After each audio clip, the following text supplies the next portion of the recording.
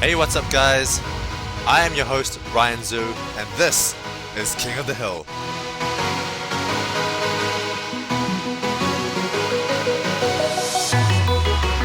Alright guys, it is finally here. It is finally here guys. We get to see the king in King of the Hill, the Dark Affliction, and he's playing against Assasinboy2600. So this is a Nobleman battle, which is basically a battle between two noblemen. Assasinboy currently, I think, 5th or 4th in the noble rankings, and of course Dark Affliction as the king, he is ranked 1st in noble rankings. And very interesting here, Assasinboy going for spaced blues instead of regular red economy. So trying to do a bit more damage, and oh my god, quite a bit of damage getting done here. But it hasn't forced the Dark Affliction to get another bomb tower, so he's still pretty happy just to lose a couple of lives. And in the meantime, Assasinboy going for an upgraded bomb tower. Plus, we're going to see farm vs no farm. So this is going to be a really interesting game number 1 here, guys. We're going to see if Assasinboy has prepared some sort of special strategy to go against the farm strategy of Dark Affliction. Generally, these times, farm strategies are already pretty figured out. Just those huge round 30 rainbow rushes, or huge round 20 rushes, and also any other rush at any other time if you feel like your opponent's really weak. So really interesting here that Assasinboy is going to go for probably bomb tower tech shooter. That's usually what you see, and there it is, tech shooter coming down. And Dark Affliction, of course, going for the solid old boomerang strategy, which is very common when you use farms, because you want to use a 2-3 boomerang to solo round 6. You don't want to have to spend anything else for round 6 as you have to do for bomb tower tech shooter, which means you can get more and more farm economy. So, Dark Affliction, currently the king. He has been the king for such a long time. He defeated Speedo like about a month ago, and ever since then, there's been a couple of people, maybe, I think I Suck at Battles has tried challenging him a couple of times, and maybe someone else, and he's just never lost. He's just stayed as king the whole time. And the Assasinboy2600 is recording this. By the way guys, this is also known as, he's also known as Flippy sometimes, and he's actually the Prime 19's brother, which is really interesting. So he, obviously any strategy that Prime 19 knows, Assasinboy also knows, and Prime 19 sometimes thinks that, well, he basically, I've asked him, you know, who's better out of himself, Prime 19 or Assasinboy, and Prime says that they're both very equally skilled.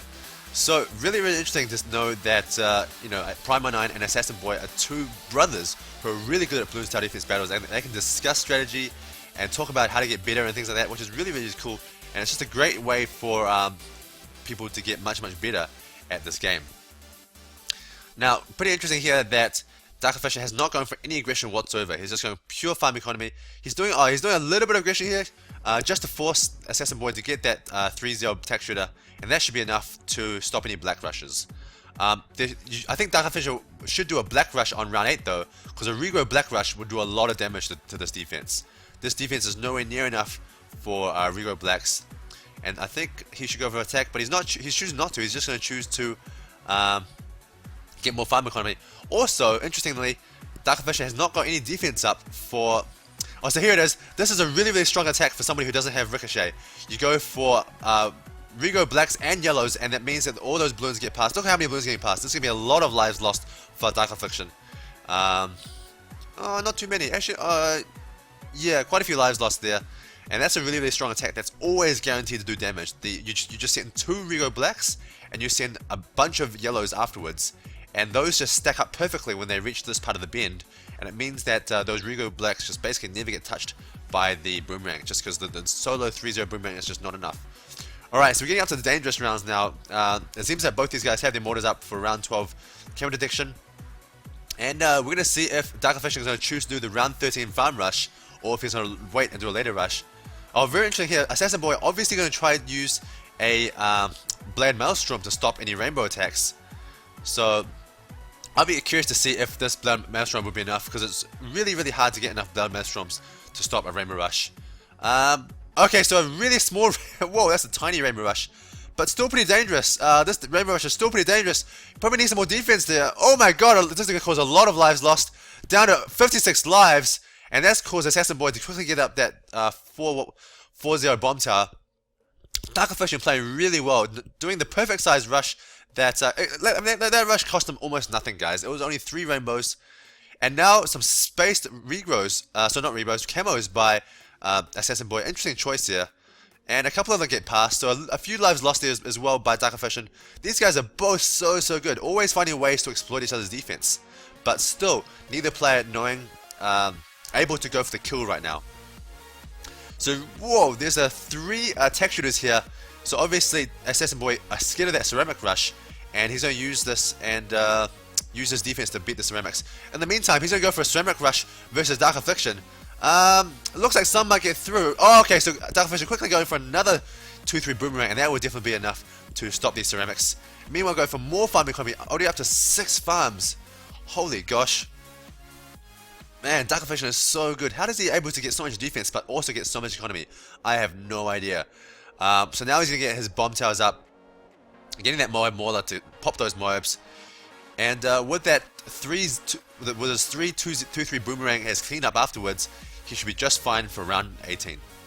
Meanwhile, Assassin Boy also getting that Mauler up, so both these guys are pretty much set for round 18. just being able to squeeze that bomb tower in. So yeah, round 18 rushes are not very common, just because it's reasonably easy to defend. Usually, one or definitely 2 mortars, not mortars, Moabs will be enough. But what's this? Dark Affliction is going for a Moab rush, and oh, I saw a couple of lives lost, but overall defended pretty damn well. And looks like we're probably going to see a round 20 rush here. I'd be really surprised if Dark Affliction is not going for a round 20 rush, because that really is the farm rush, guys. It's pretty much really hard, maybe even impossible to defend a round 20 rush. And oh, meanwhile he's going for a Moab rush here.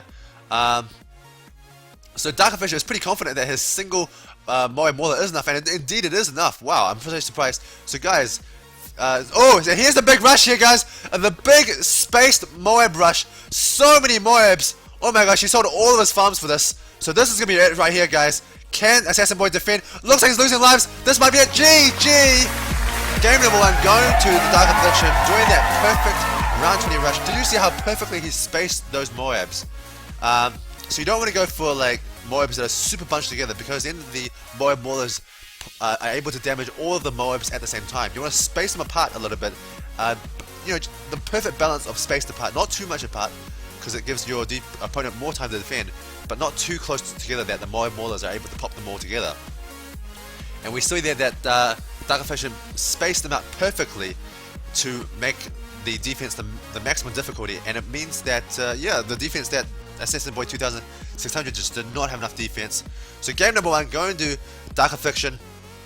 Man, his name is so long. I want to call him TDA, because I usually call him TDA when I talk to him on Skype. I might call him TDA for the rest of the series. Let's go to the game number 2. Okay, we're here in game number 2, and it's Assassin Boy's choice to choose the map. What map has he chosen? I didn't get to see the loading screen, so I have no idea what map he's chosen actually. I wonder if it's going to be a big map or a small map. He's probably going to pick a big map because he's probably scared of... Oh, Park! Interesting. So it's a medium-sized map, not big and not small. And by the placement of his bomb tower, he looks like he's going to bomb tower tech shooter again. Usually you would start with a boomerang if you're going boomerang strategy. And if he went bomb tower tech shooter on cards, he's probably going to go bomb tower tech shooter on Park as well, as this is an even better map for bomb tower tech shooter. And what is this? Look at this ridiculous boomerang placement by Dark Affliction. I've never seen that before. I wonder if that's a mistake. Nah, I'm sure the king would never make a mistake. That is insane. I've actually never seen that before. Wow, that's a real trippy... What the hell? Double bomb tower. Okay, guys, I'm totally lost now. I have no idea what these guys are doing. I have never seen double bomb tower before. I'm guessing he's doing this to maintain no lives lost. That must be it. Probably a single bomb tower at the very beginning can't maintain. Oh, I see a red balloon getting past. Can you guys see that? Can you guys see that red balloon getting past? I think Assassin Boy's gonna lose life right here. I think there it is. Oh, a life lost by Assassin Boy. So he's already down a lot. As long as Dark Affliction can maintain no lives lost, he's gonna have this game. But with that interesting boomerang placement, I actually don't. Oh my god, another life lost. That's just really huge, guys. Park is not really a small map. You can pretty much be guaranteed. Oh, that was. Oh, never mind. That was really close. A balloon almost leaked there. Oh, so unfortunately, I can see here Assassin Boy did not go for Pink Rush. If you go for a quick Pink Rush here, I think it could cause a Dark Affliction to cause him losing lives, definitely. as Dark Affliction was a little bit slow to get that 2-3 boomer. And now with the pink rush by Dark Affliction, he's probably going to lose even more lives with this cluster bomb. That's really that's the problem with Texture Bomb Tower, is that if your opponent's not going farms, you need to maintain no lives lost. And Bomb Tower Texture is just not as good to maintain no lives lost as Dark Affliction. But having said that, this boomerang placement is so interesting. It looks pretty good because it's shooting into the balloons, and you always want your boomerang to shoot into the balloons. It makes it almost like 1.5 times as effective. But yeah, I don't know. What if the balloons get past? I mean, there's just nothing covering the second part of the track at all. So we're gonna see if Assassinboy can figure out a way to exploit this boomerang position, or maybe if this boomerang position really is as good as it seems. But it's just so weird because it's just like right in the corner in the middle of nowhere. So, wow, this is really interesting. So Assassinboy, instead of going for tech shooters, he's going for a mortar as his popping power for black balloons. This is so different from what we usually see, guys. So it's really interesting to see at the really top level that these guys are coming up with strategies that are way different from the normal strategies you see. You see different boomerang placements, you see mortar bomb tower, which is just incredibly different. So with the flaming mortar, it actually does a pretty good job of popping these black balloons, but again, these balloons, look, they're probably going to leak. Oh no, they're doing alright. Okay, no, we see here some more balloons that get past. So Assassinboy losing even more lives, and meanwhile Dark Affliction getting his 2-0 boomerang to support versus blacks. Assassinboy is using completely the wrong strategy here, guys. I think he should go for way more offense. He's just going for pure economy, but that's not what he needs to do. These are the best rounds, the absolute best rounds to cause lives lost for your opponent, is round 6 and round 4 probably. Once you get to round 8 and onwards, where you get the ricochet up, it's just really hard to sneak a couple of lives lost. And so I feel like look, we can see here that Dark Affliction is doing really good. He's doing really aggressive strategies. He's continuing to force Assassinboy to lose lives. Look, even more lives lost.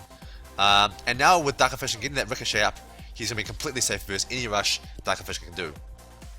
And yeah, it looks like his boomerang placement is actually working pretty damn well, which is very surprising.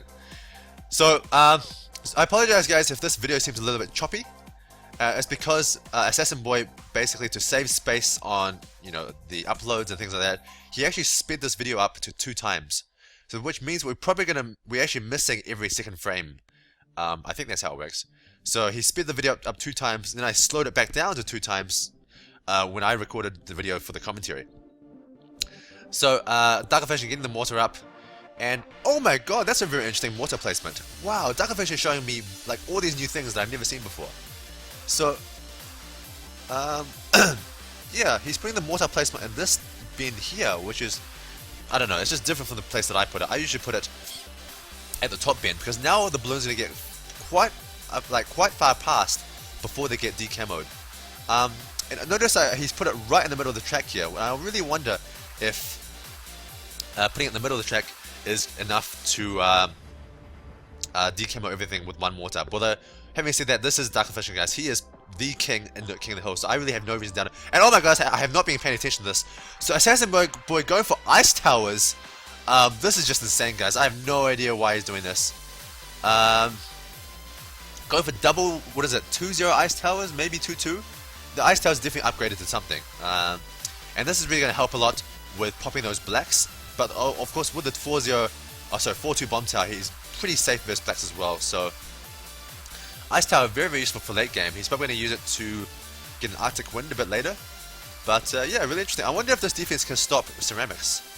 If it can, it's a pretty cheap defense versus ceramics. Definitely a lot cheaper than Dark Affliction's defense. And that's probably why he has his defense, because it's a very cheap ceramic defense. And it does mean that... Okay, so now I know why he didn't use Tech Shooter. It's because he doesn't have a Tech Shooter in his loadout. He actually has Mortar, Bomb, Ice, and probably Super Monkey. Monkey Ace. So he's got a very interesting loadout here. Ice, Bomb, Mortar, Super Monkey Ace. Which means he's not using the Tech Shooter, and that's why he had to use the Mortar as his popping power for blacks. But unfortunately, Dark Affliction showing that you can still exploit that defense just a little bit, and those black balloons able to cause that Assassinboy to lose a couple more lives. So Dark Affliction already getting double mortar. So some of you guys might have learned already about these, what I call the Tyler attacks, because Anacondas / Tyler was the first person to show these types of attacks in King of the Hill, where you exploit the person's mortar. So you stack the regular balloons with camo balloons against the mortar, and it means that the mortar is overwhelmed, and actually it can't pop all the camo balloons into regular balloons. And that's a great way to cause your opponent to lose quite a few lives. I mean, if you can get one one camo ceramic past your opponent's defense, that's like 100 lives lost right there, pretty much. So that's a really, really powerful attack, and that's why usually by about round 18 is when you sort of force your opponent to get double mortar. And I think there might even be ways to do a rainbow and camo attack on round 13 that can cause your opponent to lose a couple of lives. But that's a really dangerous attack to do, because it's a really, really expensive attack. And if it doesn't work, or even if it does work, you're sort of letting yourself susceptible to counter attacks.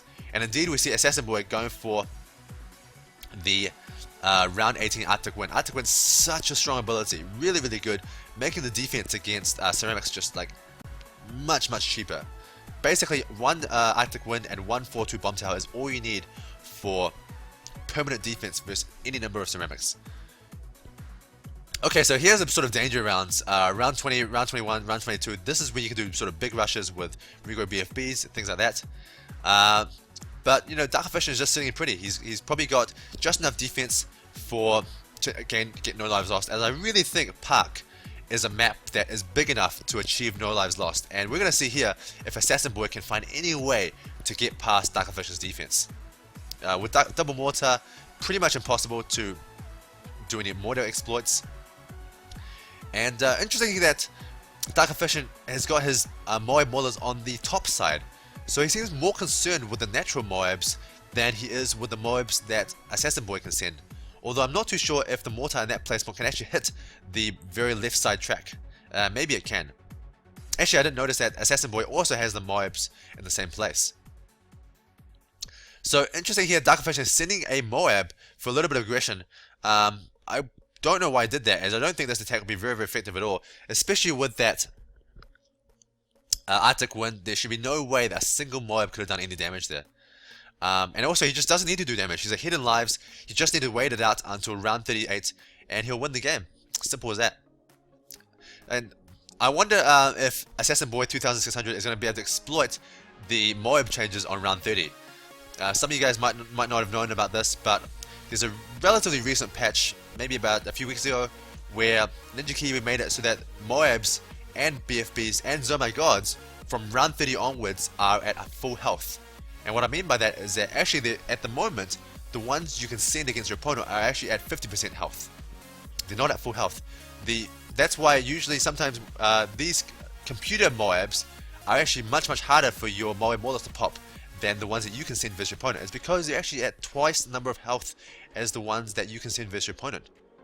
Because they're 100% health versus the 50% health ones that you can send. And oh my god, so here's the big attack by Assassinboy on round 25, going for a BFB attack on round 25. Very, very interesting. Very interesting timing for this attack. Look at, oh my god, Dark Affliction has 1, 2, 3, 4, 5 ricochets. 6 ricochets up. So he's obviously very concerned about these ceramics. And oh my god, he just destroyed. Oh, I see. So he was trying to stack that. So I see one camo. Did I say camo get through? No lives lost. So that was the quote-unquote Anaconda's attack or Tyler attack. We tried to exploit Dark Affliction's mortars by stacking the regular balloons from that BFB with the camo balloons. And you can see that some of you guys might have seen the camo pinks go through, but with the double mortar, that was such good defense that none of those camo balloons could have snuck through. So that's pretty much it for Assassinboy, I think. We're just waiting for a GG from him, because now that he's spent all that money on that attack, there's no way he can do another attack that's equally as effective. And don't, keep in mind, guys, that Dark Affliction is still hiding at ground 0 behind as his 4th tower. So I doubt any other future attacks will work, as he's probably going to send, he's probably already saved up enough money for a ground 0 by now. But look at this defense by Dark Affliction. Let's just analyze this for a second, guys, because actually there's quite an interesting insight to find out here. So we saw a BFB being sent, and Dark Affliction stopped it with just 3 Maulers. Just 3 more Maulers. And meanwhile, he has like tons of ricochets. So the lesson here that Dark Affliction is trying to teach us is that the actual danger from BFBs, from Moabs, from even Zomai gods is not the actual Moabs or BFB layer itself. It's actually the ceramics afterwards. He's actually really set and really, scared of the ceramic layer afterwards, and that's why he has all these ricochets. Takafish is saying he needs to reboot. I'm not too sure what he means by that. And okay, so here's a surrender by Assassinboy, realizing he can't win. There it is, GG.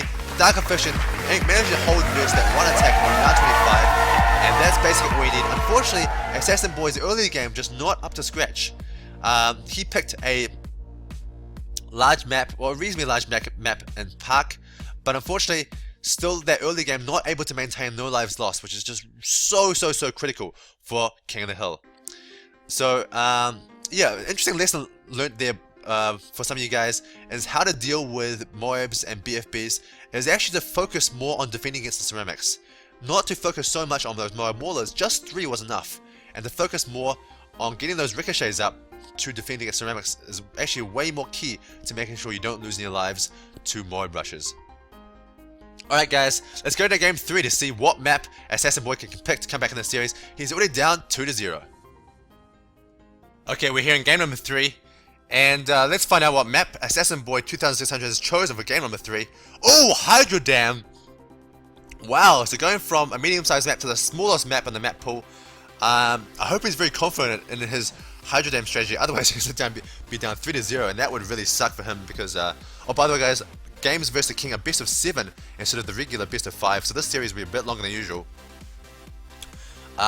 So both these guys going for bomb tower starts on Hydro Dam, really interesting, and they're probably going to go for Dartling Gun. Yep, Dartling Gun, a very popular strategy for Hydro Dam, and let's see if Dark Affliction is going to go for Dartling Gun as well. He probably will. He might go for Boomerang. The left side you can go Boomerang, where you can't go Boomerang on the right hand side. Or he might just be happy to leak some lives. I have no idea. He has to get some Dartling Gun now, or he's going to lose a life. So, first life lost by Dark Affliction, and he's going to leak quite a few lives here. Wow. Oh, finally getting that Dartling Gun down. So, Dark Affliction obviously caring way more about getting a high economy rather than getting lives, rather than, caring too much about saving lives. And, he's probably the king, so he's the king for a reason, so he's probably right.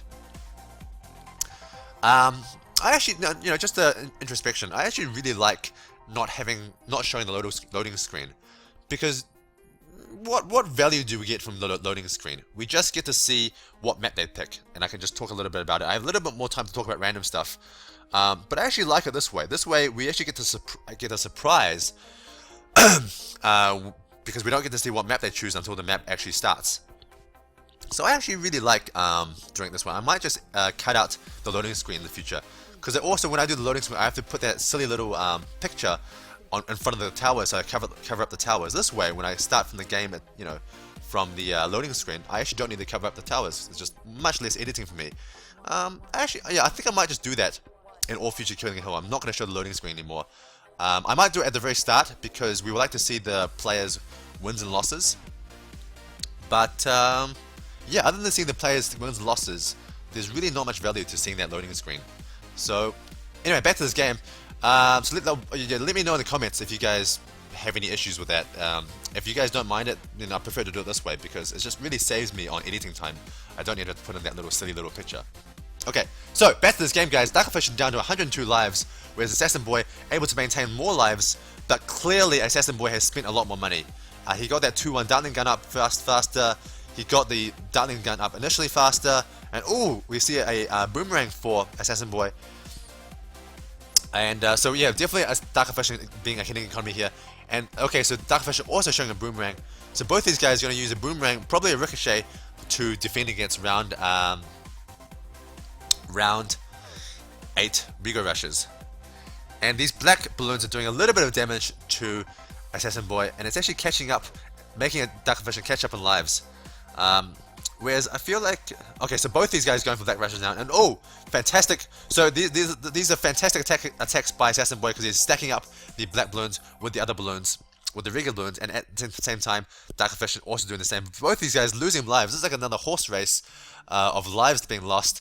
Okay, so Dark Affliction getting that Ricochet up just in time for round 8 to be completely safe. And will we see a bit... Oh, never mind, so Assassinboy also getting that Ricochet up. And now they should be completely safe and also not lose any lives from this point onwards for a little while. So, there's actually a topic that I'm really interested to talk about that I probably won't talk about in this game because Hydro Dam is a really short game. But if we go to the next map as a big map, there's actually a really interesting and important topic to talk about right now that's affecting King of the Hill, and I want to get your guys' opinion on it. So stay tuned for that in the next map. But for now, we're getting up to the dangerous rounds. Assassinboy already getting his mortar up for round 10. So for round 12, and already getting it up to camera detection. So he's obviously not going to spend any more money on economy balloons, because if he did, he should have done it first before getting the camera detection. Otherwise, it's a bit of an inefficient way of doing it. Dark Affliction is still going for attacks. Really interesting. Spending money on essentially useless attacks. So those Rigo Blacks did not do anything. Rigo Leads did not do anything. And now, round 12, still no camera detection by Dark Affliction, relying solely on that Dartling gun. I don't know if I agree with this. Maybe a huge camera rush here could win Assassinboy the game. Okay, so here we go. We're doing a huge regular Rainbow Rush. Okay, Dark Affliction gonna go for the Bland Maelstrom defense. Really interesting, but oh my god, there it is. GG right there. Dark Affliction being a little bit too slow with that Bland Maelstrom. Wow, he actually did it really fast, guys. He sold the Ricochet and he sold the Dartling gun, but he was still too slow with that Bland Maelstrom defense. This just goes to show how hard it is to do a Bland Maelstrom defense for a Rainbow Rush on Hydro Dam. So it's Assasinboy2600 taking the risk there with that massive Rainbow Rush, but the risk paid off, and unfortunately Dark Affliction just being a little bit too slow with that Bland Maelstrom defense. And that also, the fact that he lost a lot of lives early on, I think also factored strongly into that, because he was already down like half his number of lives, which makes actually defending against a Rainbow Rush quite a bit harder. Because oftentimes when you defend Rainbow Rushes, you leak a couple of lives, but you still hold. But if you're already down half the number of lives, then actually it means that a Rainbow Rush is just that much more dangerous. Okay, so finally, Assassinboy making a bit of a comeback here, making it now, I think, 2-1 in the series count. So let's go to game number 4. Alright, we're here in game number 4, and it's Temple. So Dark Affliction obviously favoring the small maps, as he's very confident in his farm strategies. And yeah, I guess I'm pretty sure that's why he picked this map. I'm pretty sure he's also going to go farms, as he showed farms on cards. And indeed, both players going farms this time. So Assassinboy learning from a mistake on cards, knowing that now he can't defend against the unstoppable farm rushes of Dark Affliction. So now choosing to use farms himself, which is pretty much the only way that we found so far to stop farm rushes, which is actually the perfect segue into what I wanted to talk about. So I don't think I need to talk too much about what's going to go here. The action in the first couple of rounds, as they're pretty standard. Both players going for boomerangs and bomb towers. Probably going for the 2-3 boomerang. In fact, I'm like 99% sure they're going to go for the 2-3 boomerang. If they go for the 3-0 boomerang, I'll be so surprised. Just because it's so weak versus blacks on round 6. And both these guys should definitely be smart enough to know that. And whoa! Oh my god, I thought Assassinboy for a second there was going to put a boomerang in the bottom left corner there. That would be insane. Oh my god, is he actually going to do it? He's actually doing it! He's putting a boomerang in the bottom left corner! I am speechless, guys. I don't know what the hell he's doing. I don't know why I did this. This is insane. What does that achieve? What does that achieve? Okay, what? And he just sold it again. Okay. I don't know what that was about, guys. I honestly have no idea. Because as far as I can tell, that boomerang achieved nothing. I can't even hypothesize about what it could have achieved if Dark Affliction did some sort of weird rush. Because he just sold it like almost immediately. Like he only used it for less than 20 seconds. Anyway, so these guys are just going to, with those 2-3 boomerangs, are completely safe. And they're just going to get their farm economies up. Which is the perfect time for me right now to talk about something that I want to talk about. There's a new strategy out at the moment, and it's ridiculous. It's so ridiculous.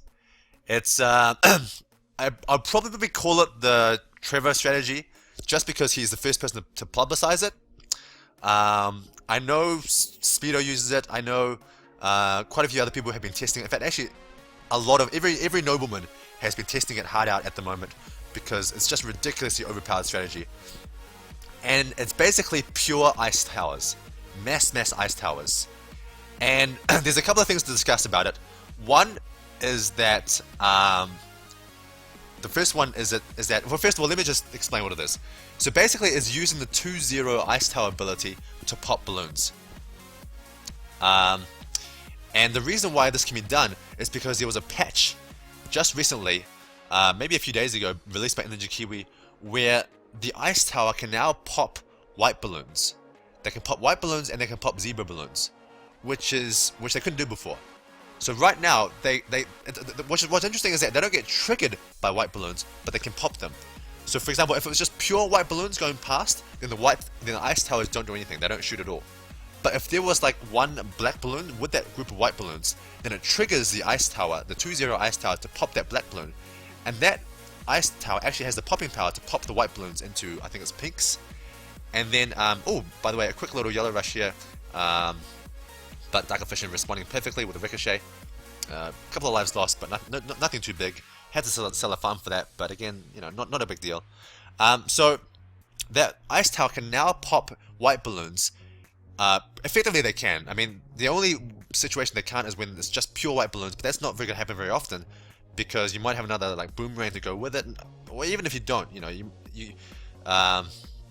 can have the mortar to go with it, just any other tower just to pop those initial white balloons. And once you pop the first white balloon, then the ice tower can pop all subsequent white balloons because it's just like a chain effect. Once you pop the first one, then those ones become pinks, and then once you pop those pinks, the ice tower is usually in close enough range to pop the other white white balloons. So basically, you can go pure ice towers because what you do, you just get one or two, maybe 2-0 ice towers as your popping power, and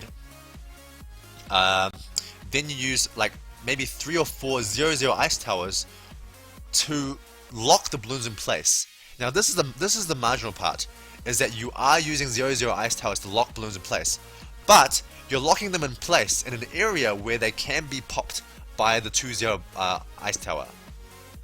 So I mean, it's really hard to describe it. The best way to see what it really is to go watch a video.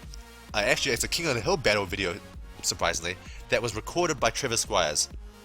So Trevor Squires is Unstoppable1237. He's currently a nobleman, and he released his own video on his own channel about a King of the Hill video, and that's perfectly okay with me. I mean, we get tons of King of the Hill videos, and we don't really have the opportunity to show them, all of them. So the ones we can't show, I'm perfectly happy with these guys like Anacondas or Trevor Squires to host them on his own channel. And by the way, here guys, a quick little camo pink rush, and oh, that camo ceramic almost got past, but not quite. By the way, guys, even though I'm talking about the ice towers, I am still paying attention to this game. If I see anything interesting, I would definitely stop talking about what I'm talking about and jump right into the commentary. But at the moment, it's still pretty standard stuff. Both these guys just going farm economy. Dark Affliction obviously showing he's a better player as he has more farm economy, which is just really impressive. I have no idea how you get more farm economy in a farm versus farm situation, but somehow he's achieving it. So anyway, go check out the Ice Tower strategy by Trevor Squires and just go Google search his name in YouTube, and he actually does a very good job of explaining it and showing it, and he basically did this Ice Tower strategy in every single game versus win-loss ratio OP, which is also another nobleman. So it was a Nobleman Battles that Trevor Squires participated in, and he pretty much crushed farm strategies with the Ice Tower strategies, and he yeah, you'll get to see how ridiculously overpowered it is, because in that one you get to see Trevor Squires' income, and he literally gets like 900 income by round 13. I think, like, it's just ridiculous. And the reason we can do that is because A, the defense is way cheaper, and B, the ice towers do stall the rounds a little bit. Oh, so a quick little Moai rush here. May do some damage. Oh, that single Moai Mullet just barely able to pop that enough in time, and a couple of lives lost by Dark Affliction. Yep, just a couple of lives lost, but overall still doing pretty well. It's just really interesting that Dark Affliction knows exactly the perfect amount of defense he needs to stop Moabs. And whoa, why is he like flashing uncontrollably? I don't know why it's doing that. A little bug by Ninja Kiwi here. Dark Vision's lives just completely flashing uncontrollably. But anyway, just give me the opinions on that Ice Tower strategy and just tell me if you think it's ice stalling. That's the main concern that I have. Obviously, I'm very concerned that it's overpowered. But it's overpowered partly because it's kind of like semi-ice stalling. So here's a big rush here by Dark Vision. Really interesting that he's going for a rush.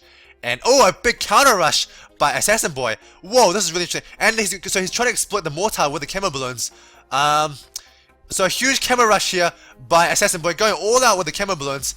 GG. Whoa, why is it GG? I don't know why. GG for who? I guess. Well, so there's no way Assassinboy can defend against this BFB. He has to attack to win right here. Can he do an attack to win, or is it going to be GG right here? Is there any attacks he can do? Unfortunately, there's no attacks. Damn, GG! Wow, that was actually really close, guys. I didn't see that, but Dark Vision got down to 6 lives in the end here. 6 freaking lives. So that was so close.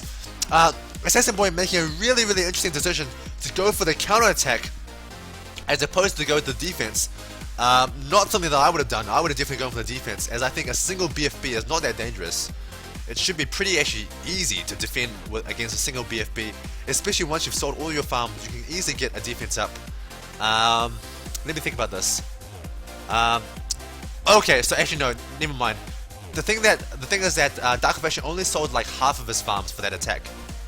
So what happened there was Dark Vision selling half of his farms, causing Assassinboy to sell all of his farms, and that's why he couldn't go for the defense. Because if he went for the defense, okay, you know, great, you've defended the rush, but now you have 0 farm economy versus Dark Vision, which has 3 farms economy. So that means you're like actually way behind, even though you're able to hold that defense. So basically, what that means is that you have to be able to be even to hold that defense and still be even. You have to maintain 3 farms, at least 3 farms, and defend with whatever money you can salvage from the the 2 or 3 farms you sold. That's the only way you can maintain even economy and defend the rush. And maybe that wasn't possible, I'm not too sure. But nevertheless, after he sold all of his farms, going for the defense was actually the wrong play. It just means that he'd be forever behind. And so, going for the counter rush was the correct strategy, but unfortunately just really close to the series there, guys. Oh my god, getting Dark Vision down to 6 lives, and using the camo attack was probably the right choice, as I think Dark Vision only had 1 mortar that whole time. But unfortunately, that slow-moving BFB eventually got there. I actually don't know if it was a BFB that killed him, or the regular balloons. As actually, my screen is black right now. I don't have the I don't have the screen that you guys are seeing. I actually edit that picture in later for you guys, so my screen is just black right now as the video is finished. So yeah, it might have been the BFB or the regular balloons that killed Assassinboy, but nevertheless, holy cow, such a good series, such a good game in that game number 5. Down to 6 lives, but just not quite enough. So, Assasinboy, unfortunately, down 3-1. Can he come back in the series, or is he going to lose it in the next game? Let's go to game number 6 to find out. Game number 5. Game number 5 to find out. Okay, we're here in game number 5, and the map that Assasinboy2600 has chosen is... what's this called? Pyramid Steps. Pyramid Steps it is. So, another very medium-sized map. Pyramid Steps is basically the same as Park. Not exactly the same, but the length of the track is very similar, so it's really close whether you should go farms on this strategy. And wow! That's actually really surprising to me. That's really surprising. I would have thought that this is a map that you can achieve no lives lost. I thought it would be big enough. I thought it was more like a Park map, where no lives lost is possible, but both Dark Affliction and Assassinboy thinking this is a map more like Cards and Temple, where it's just too small to achieve no lives lost, and you actually can't stop those round 20 big Moab rushes. Which, okay, I guess might be the case. I haven't played in this map enough. And really interesting boomerang placement by Dark Affliction. I've never seen this boomerang placement before. I think I might have seen it once, but I really can't remember. No, I don't think I'm very familiar with it. I'm more familiar with the boomerang placement that Assassinboy is using, right in the middle of the map. It can't really solo everything, but it's just such a good place to be able to hit most balloons, and maybe you just need 1 more balloon for cleanup at the end. Let me think about this. So I guess if Dark Affliction leaves this boomerang on first, then it shoots across that bend, hits the other bend, and is able to hit the middle straight part as well. So we're going to see if it can handle pinks. I think Assassinboy should send some pinks here. Or maybe not. I mean, both of them are going farm economy, so they don't really want to send any balloons anyway. So yeah, we can see here, it does a pretty nice hook around this straight path, this bend, and the top straight bend as well. So pretty good position overall, actually. Okay, so yeah, just to finish off my thought about the ridiculously overpowered ice tower strategy. I mean, even if it's not ice stalling, it's just too overpowered. It's honestly like you can just defend anything. I'm 100% sure that once it's tweaked properly, it can achieve no lives lost on every map. Every map except for Hydro Dam, of course.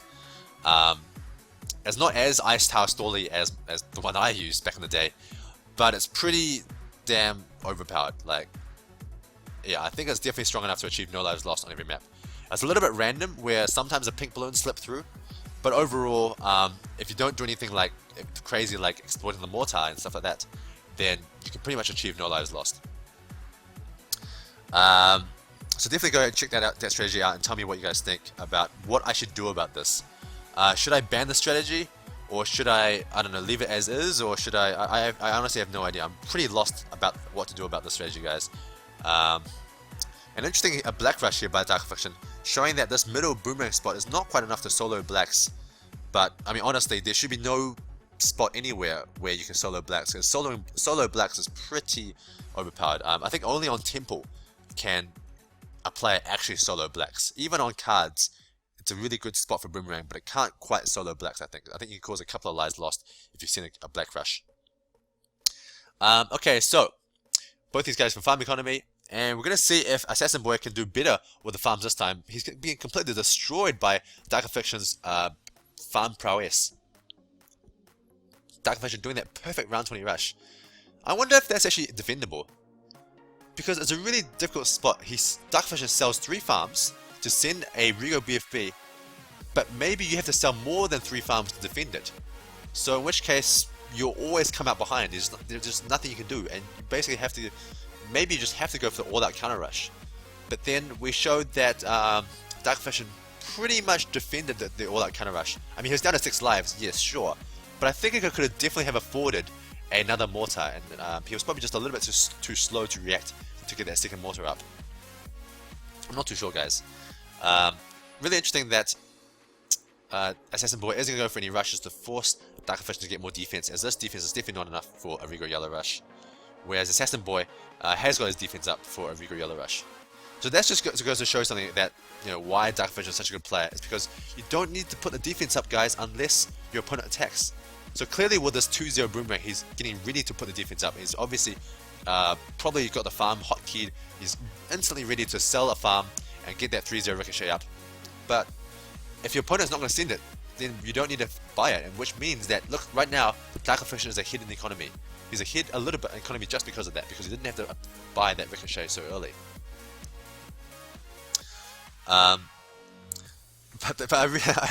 Honestly, I actually am more keen to talk about this ridiculous ice strategy, as it's really all the buzz right now. Oh, but never mind. So a Rainbow Rush here by a really small Rainbow Rush, really interesting, forcing Dark Affliction to get defense up. And look at this perfect play by Dark Affliction, getting 2 ricochets, knowing the perfect amount of defense he needed to stop that sort of medium-sized Rainbow Rush. And just, oh my god, just perfect play by Dark Affliction. It's so good. Not overreacting. That's the thing about farms, is you don't want to overreact and sell like 2 of your farms to defend it, because that means that you're so far behind in the economy. And Dark Affliction is selling that 1 farm, but not selling 2 farms. And that was just a perfect defense. Oh my god, Dark Affliction is just so good at farm strategies. So, Assassinboy, down a little bit in economy with having only 4 farms compared to Dark Affliction's 5 farms. I would say he's probably a little bit over defending. Yeah, I would say he's definitely over defending. He doesn't need to get that second 2-3 boomerang until he sees his Dark Affliction going for a rush. And so now he's playing catch up with the economy. He basically can never catch up in the economy now, because every additional farm economy he adds, Dark Affliction knows that he's safe to add his own farm tower, because he knows that that money isn't being saved to do a rush against him. Okay, so we're getting up to round 17 here. And just something that I've learned from this video alone, that, I mean, I've learned so much from watching Darkfish already. I've learned that how to exploit, how to do really high level, good farm versus farm strategies is basically on round 20 to go for an attack that may force your opponent to overreact. And at the same time, if your opponent attacks into you, not to overreact. But also, obviously, not to underreact. Underreact is terrible as well. If you underreact, you just die. But having that perfect balance is really, really high level stuff, guys. And that's why farm strategies are really, really high level. And that's why only the best players in the world are able to use farm strategies effectively. So really interesting here, guys, that Dark Affliction is actually down in lives versus Assassinboy. So the pressure is really on Dark Affliction to go for the attack. But knowing Dark Affliction, he's probably going to do some sort of fakey, or do some sort of medium-sized attack, or do something that's going to cause Assasinboy to either die or sell too many farms and be behind in the economy. I just feel like overall Dark Affliction is just a much better farm player than Assasinboy. But yeah, again, I just want to remind you guys, to encourage you guys to go watch this ice strategy by Assasinboy, as it's just ridiculous. It's so ridiculous. It's just so overpowered. And okay, so here it is, Dark Affliction doing the same BFB strategy. So look at this. Now Assasinboy is adjusting perfectly. He hasn't sold any farms to defend this.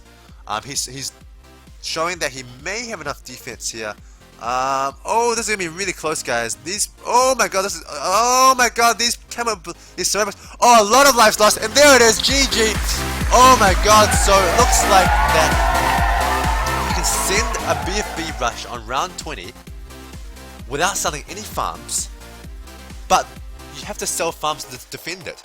So that just means that on round 20 you should always go for a BFB rush and just force your opponent into a really awkward position where he has to either die, maybe Assassinboy's defense wasn't the most efficient use of money, maybe, but it was pretty efficient. He didn't have too many maulers. He put most of it into those 4-2 bomb towers.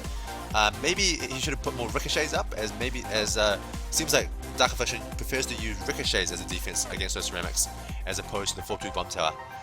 So yeah, there it is, GG, Dark Affliction winning 4-1, and please go check out the ice tower strategy by Trevor, and I want to know if you guys think it's A, ice stalling, or not, and B, if it is overpowered, and trust me, it is overpowered.